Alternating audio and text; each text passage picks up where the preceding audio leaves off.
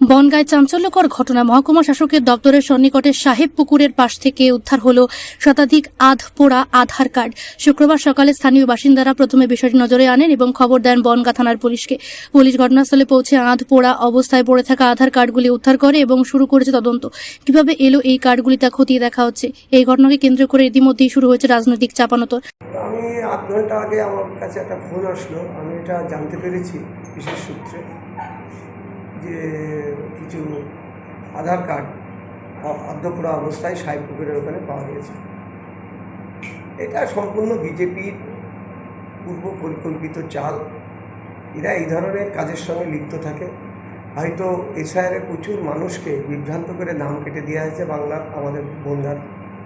ওরা হয়তো এই বাইরের এই ভোটারগুলোকে হয়তো চেষ্টা করেছিল ফলস ভোটার হিসেবে তোলার চেষ্টা করেছিল, কিন্তু কোনো কারণবশত হয়তো সেই স্কোপ পায়নি।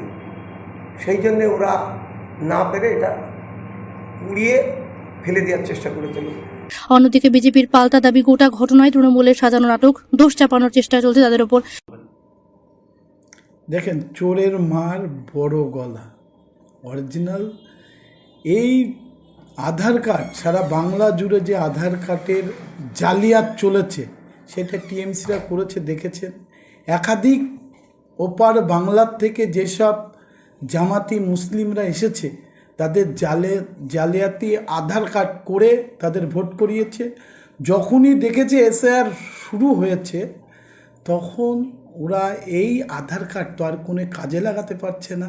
ওর জন্য টিএমসির কোনো নেতার ইন্ধনে এগুলো করেছে। এগুলো জানেন কোন টিএমসি নেতা ইন্ধন দিচ্ছে, এগুলো সবই আপনাদের জানা আছে, আর আমি তার নাম ধরে প্রকাশ করতে চাই না। তাদের পায়ের তলায় মাটি সরে গিয়েছে, এখন ভুলভাল কথা বলছে। ঘটনার জেরে এলাকায় উত্তেজনা ছড়িয়েছে, নজর রয়েছে প্রশাসনের। সব খবর সবার আগে পেতে নজর রাখুন বাংলার গণতন্ত্র সত্যের পথে বাংলার সাথে।